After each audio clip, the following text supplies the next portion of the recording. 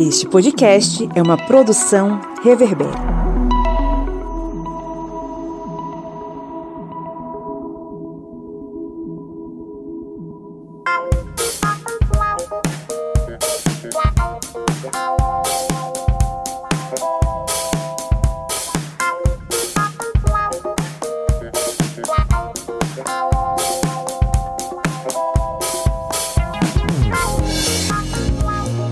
Olá, historiantes! Está entrando no ar mais um episódio da sua, da minha, da nossa Minipédia, o seu programete sobre assuntos históricos em formato expresso. É o tempo de você tomar um cafezinho e aprender muito conteúdo em história. Eu sou o professor Pablo Magalhães e estou aqui acompanhado do senhor Kleber Roberto. E aí, pessoal, beleza? Kleber Roberto, inclusive, que agora é sommelier de soja, né, Kleber?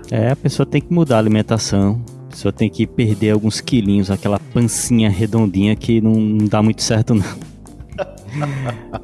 Vida saudável agora, vida saudável. E aí, tem recado pra gente, Kleber Roberto? Tem um recado muito bom, viu? Que agora tem aula nova lá no nosso curso de Escrita na História, mas é exclusivo para apoiadores. Você quer ver essas aulas? Acesse apoia.se/historiante.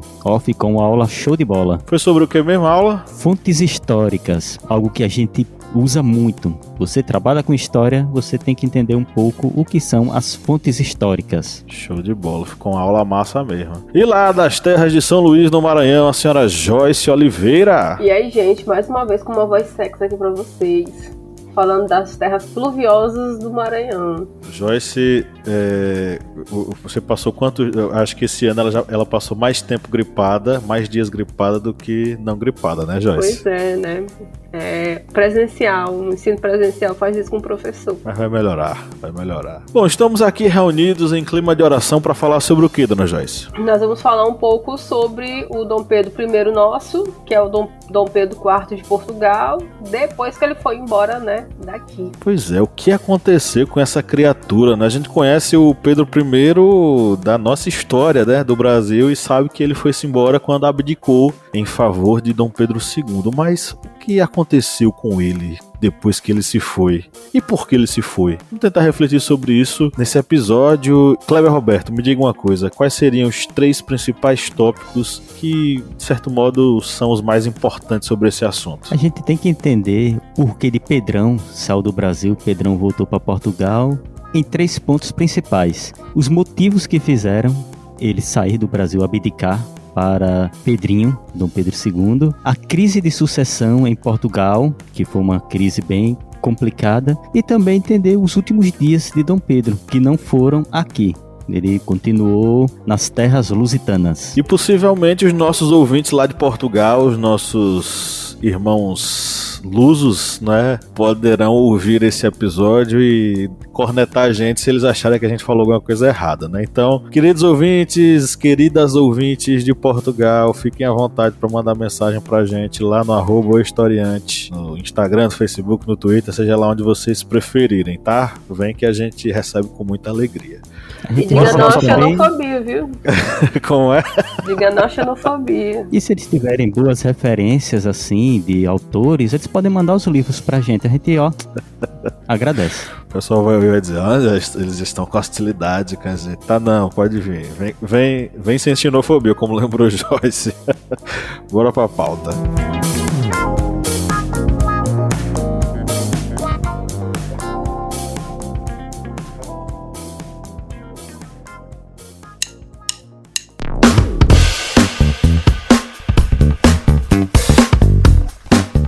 Camarada Kleber Roberto, qual é o seu aplicativo preferido para ouvir podcast? O meu aplicativo é o Orelo, porque ele é leve, fácil de utilizar e você pode encontrar todos os podcasts da família Historiante lá no Orelo. E a cada play que você dá lá nos podcasts, o Orelo vai estar fazendo uma contribuição simbólica para o historiante. Então, baixe o aplicativo e faça aquela maratona nos nossos podcasts.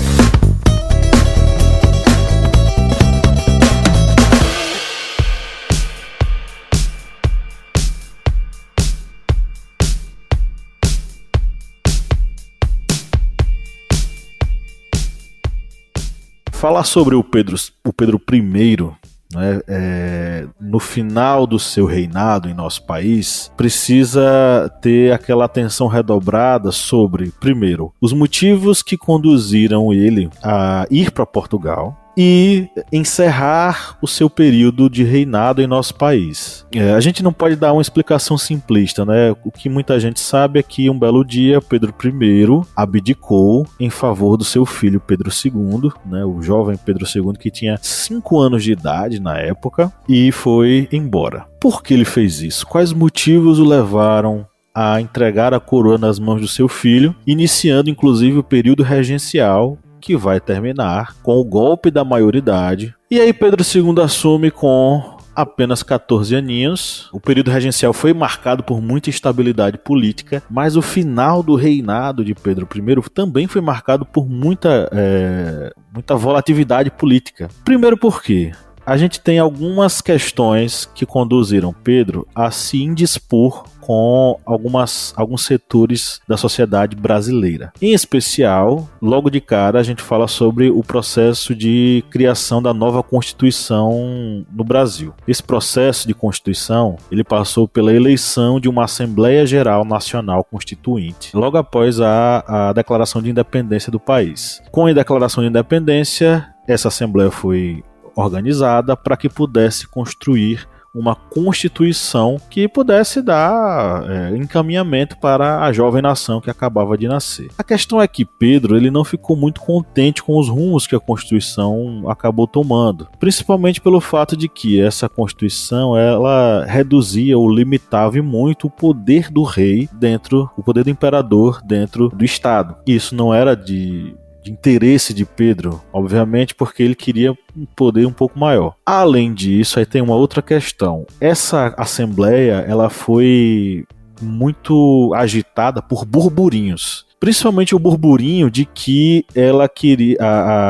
O Pedro, ele estaria, por ter nascido em Portugal, ele estaria com um interesse maior de beneficiar os portugueses. Esse burburinho começou a rolar principalmente a partir da atuação de José Bonifácio, que até aquele momento era aliado e passaria a ser um opositor do Pedro I. O que vai acontecer é que essa assembleia não vai chegar a se realizar, porque o Pedro ele vai dissolver a Assembleia e no seu lugar ele vai colocar uma Constituição feita pelo gabinete que ele tinha instituído. Era o Conselho de Estado. Esse Conselho de Estado ele vai rascunhar uma Constituição de acordo com o interesse do Pedro, que vai outorgar essa Constituição em 1824, no dia 25 de março de 1824. Uma Constituição que centraliza o poder de Estado de uma forma tão forte, mas tão forte, que vai fazer com que ele se torne quase que um tirano aos olhos dos brasileiros naquele momento. E de fato existia uma tensão entre brasileiros e portugueses. Portugueses esses que eram apelidados de pés de chumbo. Por quê? A ala portuguesa via com mais interesse a aproximação do Brasil com Portugal. Dizem que havia o risco de que o Brasil voltasse a ser colônia. A Mary Del Priore, no livro dela sobre o José Bonifácio, fala que, na verdade, esse tipo de acusação era mais uma fake news, não era verdade. Não existia esse interesse português de fazer com que o Brasil voltasse a ser colônia. O que existia, obviamente, era o interesse português de estabelecer certa relação que beneficiasse Portugal diante das relações que fossem estabelecidas com o Brasil. Enfim, diante dessa briga, dessa crise que se estabeleceu aí nesse momento, o Pedro estava no meio disso tudo e conseguiu aprovar uma Constituição mais favorável a si. E essa Constituição favorável a si fez com que ele fosse visto, de certo modo, como um tirano pelos habitantes, pelos súditos brasileiros dele no Império. E é importante, né, perceber essa relação dessa formação de identidade e ao mesmo tempo da disputa entre os que são chamados portugueses, pés de chumbo, como o Paulo falou, né, e agora esses brasileiros que são esses brasileiros do Império, né, que são os nativos. Então esse conflito também ele tem essa perspectiva, né, de afirmação das identidades. Só que aí a gente tem que lembrar que esse começo aqui, né, a gente está falando começo do século XIX, a gente está passando por um período onde existe a constituição de um outro imaginário, ou seja, outro conjunto, né, de ideias. Isso a gente fala de ideário, conjunto de outras ideias políticas, que é justamente a ideia de um liberalismo. Do liberalismo, do poder de escolha, né, do que a gente chama de povo, aí, lá mais pro meio do século XIX. Então existe a experiência da Revolução Francesa, que traz essa ideia de uma monarquia constitucional. Se a gente for puxar aqui, vamos lembrar que um dos primeiros períodos da Revolução é uma monarquia constitucional. Então você tem essa discussão posta à mesa e você tem ao mesmo tempo um governante que quer governar como se ele fosse o imperador absolutista antes da ideia, né, do que é um processo revolucionário. Então é por isso que também tem esse conflito, porque tem a ver com uma questão de visões diferentes sobre como que se rege, né, um país, como se rege um império. Com o que as pessoas esperam desse governante, né? E aí entra pontos que são centrais para a gente entender o que é que leva o Dom Pedro I nosso a sair daqui, que tem a ver com a morte de um jornalista, que foi o Líbero Badaró, né? O nome completo dele, o Giovanni Battista Líbero Badaró. Ele era italiano e ele foi fundador de um jornal chamado Observador Constitucional. Nesse jornal, ele colocava as questões em que a província, né, de São Paulo se dedicava a pensar em relação ao que estava acontecendo no Rio de Janeiro, que era a corte, né, imperial dentro desse contexto. E aí, nesse sentido, o Líbero Badaró, ele vai acabar sendo assassinado e essa morte, ela vai acabar sendo imputada ao Pedro I. E aí, né, até vai ser colocado que quando o Dom Pedro, ele fez uma visita, né, na cidade de Barbacena e outras cidades, ele vai ser recebido a toque de o dobre de sinos, que era o sinal de pessoas que tinham morrido, do toque de finados. Então, esse momento da morte do Líbero Badaró vai ser importante também no processo, né, dele fazer a abdicação. E aí, só para marcar aqui, né, que o Líbero Badaró, ele foi assassinado em 20 de novembro de 1830. Então esse foi um fator importante, né, dentro do processo de abdicação do Pedro I, né? Só que também nós temos outras questões que são questões relacionadas, né, ao militarismo, que tem a ver com a guerra contra as Províncias Unidas. E nesse conflito, obviamente, né, os gastos militares eles foram aumentados, vários empréstimos foram contraídos para poder manter esse conflito, mas o Império do Brasil ele não conseguiu manter esse território.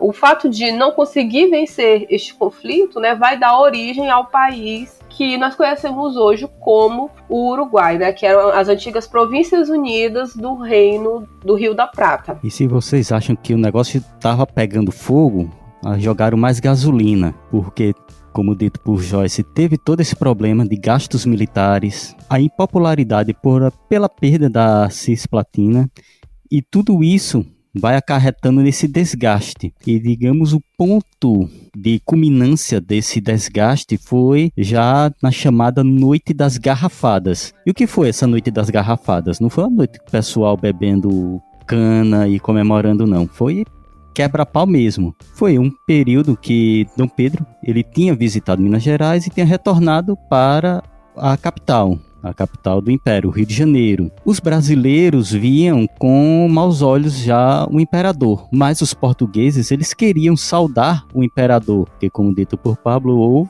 estava havendo todas aquelas manifestações contrárias a Dom Pedro, e os portugueses queriam logicamente saudá-lo como grande imperador.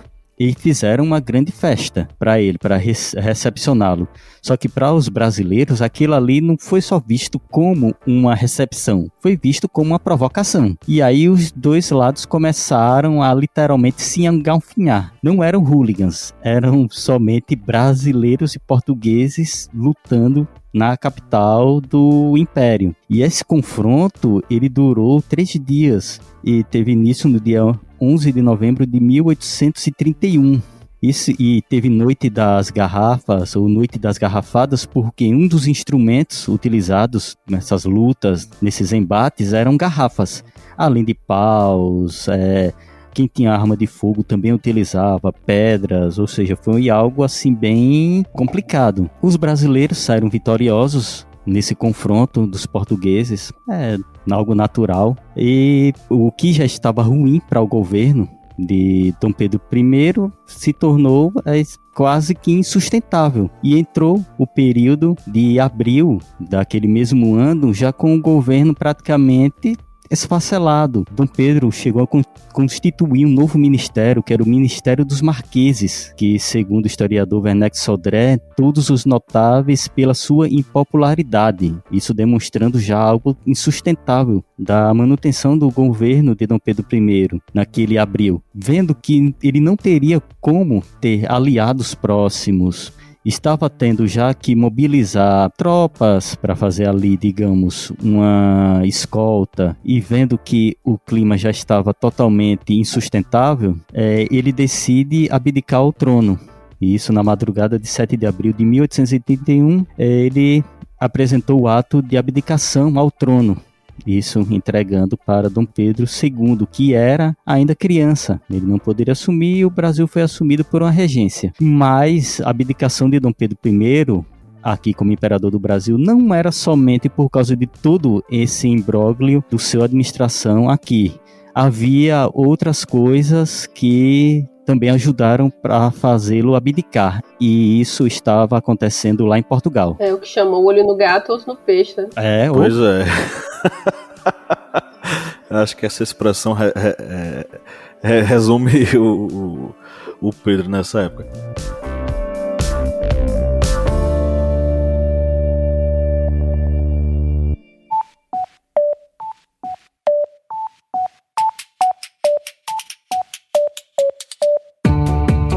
Joyce Oliveira, quem acompanha o Historiante há um bom tempo, já curte o conteúdo, pode nos ajudar a manter o projeto, né? Senhor, pode sim. Quem quiser ajudar, né, a gente do Historiante a continuar produzindo esse conteúdo maravilhoso, pode ir lá no nosso apoia.se. Aí vai se tornar nosso apoiador e vai ter acesso a conteúdos exclusivos, a cursos que a gente produz para os nossos apoiadores, né, a materiais didáticos, vai também ter sorteios de livros, enfim, né? Tem podcast secreto, ou seja, vai ter um mundo novinho, exclusivo para quem for, né, aquela pessoa maravilhosa que resolver apoiar o Historiante. E o endereço qual é? apoia.se/historiante. O link tá na descrição desse episódio.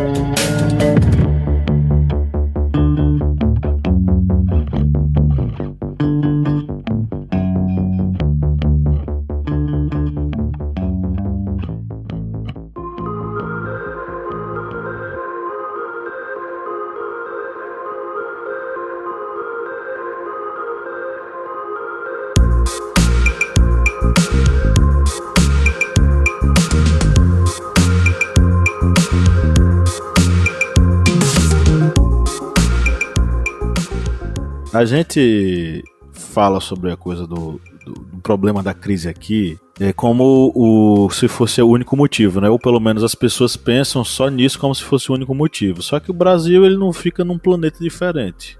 Ele fica no planeta Terra e muita coisa estava acontecendo nesse reboot todinho aí. Porque em Portugal as coisas não estavam muito bem também não. Inclusive essa abdicação ele vai ficar muito mal, o Pedro I, e a gente sabe disso através das cartas que ele mandava, tanto para o filho, que ainda era uma criança, né? Nas cartas ele fala de uma forma em tom muito amoroso e tal. Tem um trecho da carta dele, o trecho final, que ele fala: "Adeus, meu amado filho, receba a bênção de seu pai que se retira saudoso e sem mais esperança de o ver." Ele manda a carta para José Bonifácio, delegando a ele a tutoria do filho, né, do Pedro II. Manda uma carta para a Assembleia Brasileira, comunicando que Zé Bonifácio é o tutor e solicitando que a Assembleia Geral garantisse os cuidados aí do filho, enfim. Só que o Pedro vai embora com o pessoal nas ruas cantando a modinha, segundo Pedro Calmon, que era a seguinte: "Passa fora, pé de chumbo, vai-te do nosso Brasil, que o Brasil é brasileiro depois do 7 de abril. Então ele sai daqui meio que escorraçado, porque a crise era pesada, mas lá do outro lado do mar, do outro lado do Atlântico, as coisas em Portugal não estavam muito bem. Por quê? Porque o irmão dele, Miguel, queria o trono português. E isso perpassava uma série de questões, né? Inclusive a própria morte do Dom João VI, que ainda estava vivo naquele momento, né? Dom Miguel vai tentar assumir o poder, vai, enfim, fazer algumas insurgências, né? Movimentos insurretos, que vão ser barrados por Dom João VI. Inclusive, Dom João VI vai mandar Dom Miguel para o exílio. Dom Miguel só volta quando o pai morre. Nesse momento, a Isabel Maria de Bragança, que era irmã dos dois, filha de Dom João VI, vai assumir a regência de Portugal e vai nomear como sucessor Pedro do Brasil. Ao nomear Pedro, ele precisa se apresentar a Portugal para assumir o trono e respeitar a Constituição, vamos dizer assim. E o que é que dizia a Constituição de Portugal, feita em 1822, e que era uma Constituição vista como uma Constituição liberal. E a gente precisa lembrar que, nesse momento, os diversos estados europeus já estavam trabalhando com a questão das constituições. Em Portugal havia acontecido uma revolução liberal do Porto, que havia soprado aí novos ares políticos sobre a população, que queria um novo estado, e era o estado liberal, um estado onde o poder do rei era limitado por uma constituição, por obrigações que ele devia ter com a sociedade, e o Pedro já vai chegar nessa questão. Ele vai receber aí o título de Pedro IV de Portugal e vai, primeiramente, passar uma vista na Constituição de 22. O que é que a Constituição de 22 de Portugal dizia? Ele não poderia governar os dois países, Portugal e Brasil. O que é que ele vai fazer? Ele vai abdicar do trono em favor da filha dele, que é Dona Maria da Glória, que na época tinha apenas 7 anos de idade.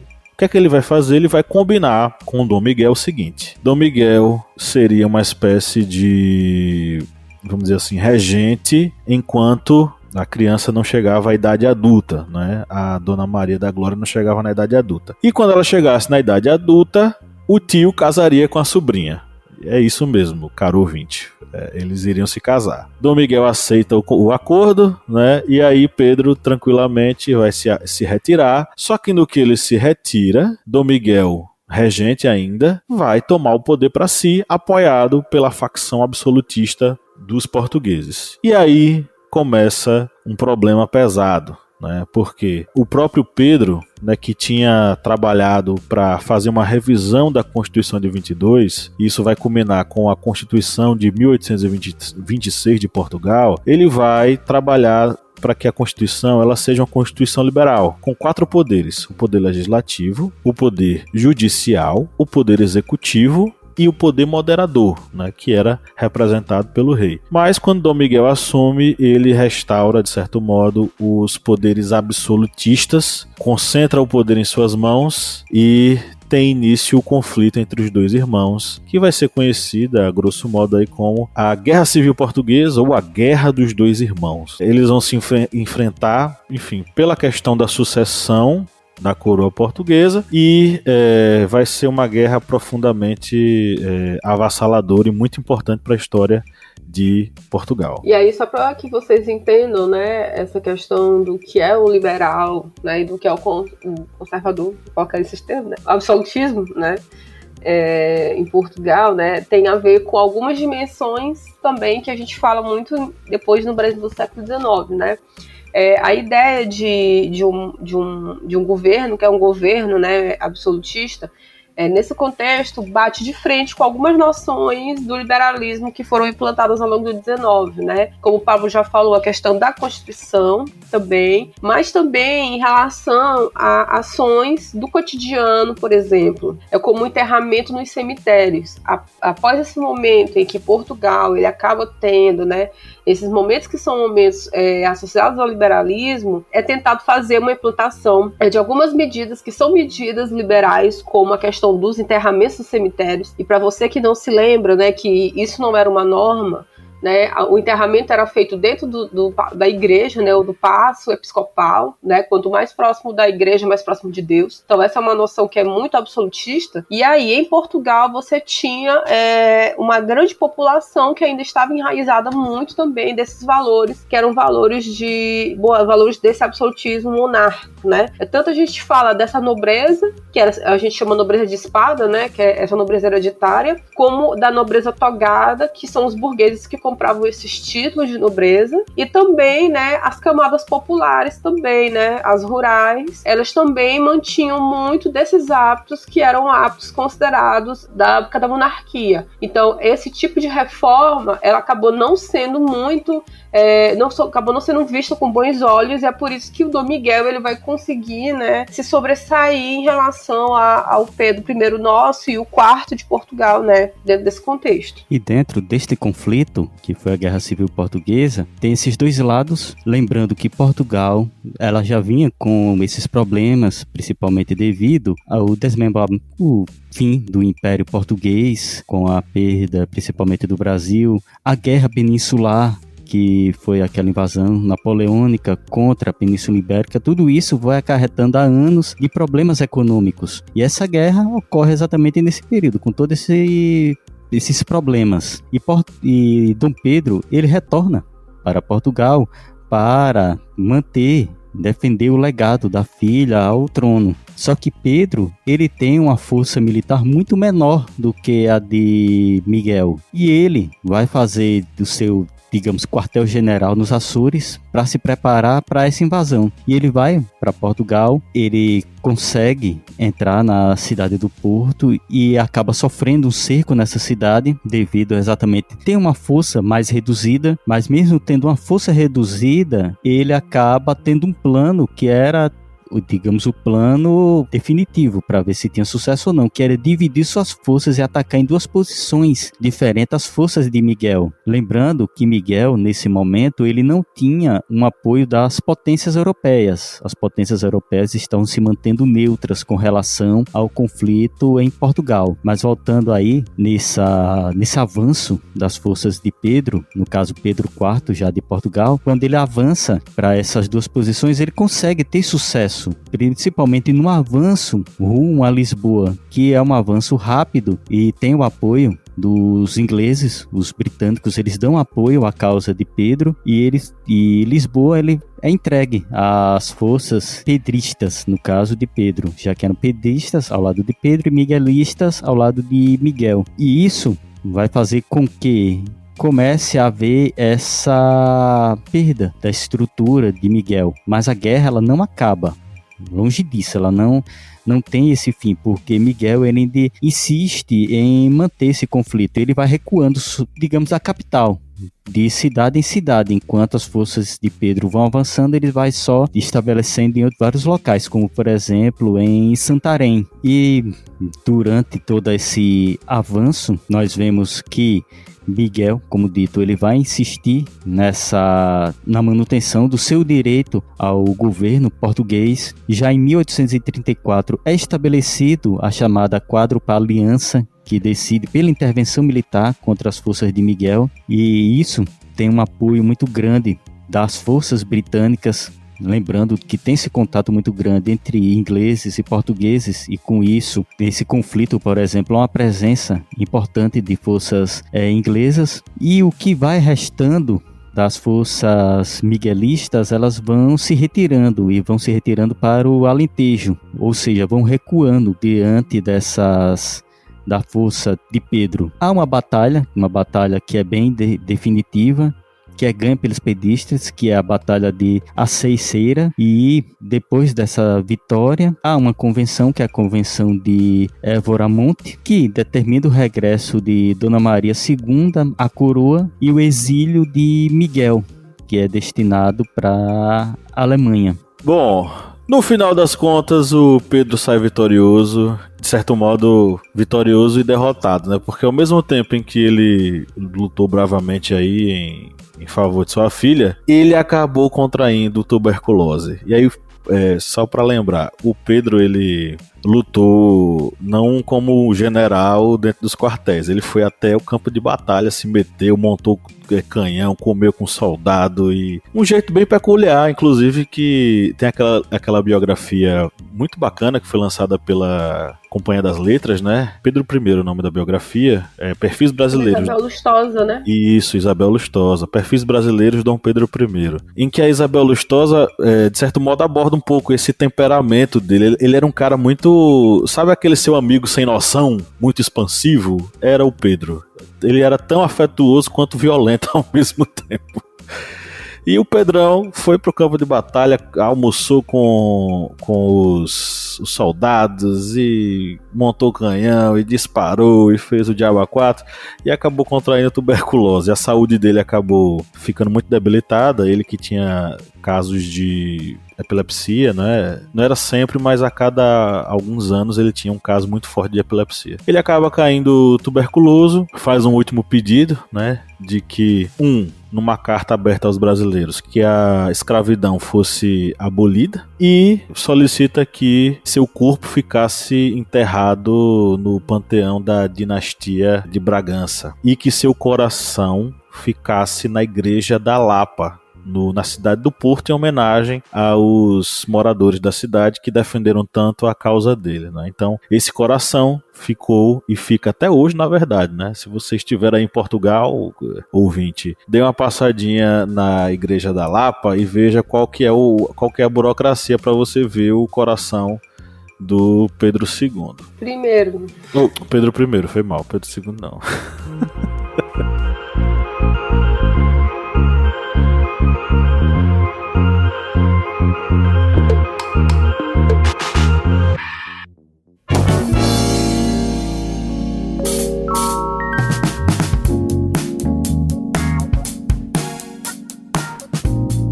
Bom, chegamos ao final da nossa gravação, gente. Vocês querem falar mais alguma coisa pra gente concluir? Bom, eu acho que é interessante, né, quando a gente fala sobre o que a gente chama na história desses vultos, que a gente aprende nos anos iniciais, é que quando a gente fala, né, essas questões em torno do Dom Pedro, é de entender que ele é um sujeito histórico, né, uma pessoa.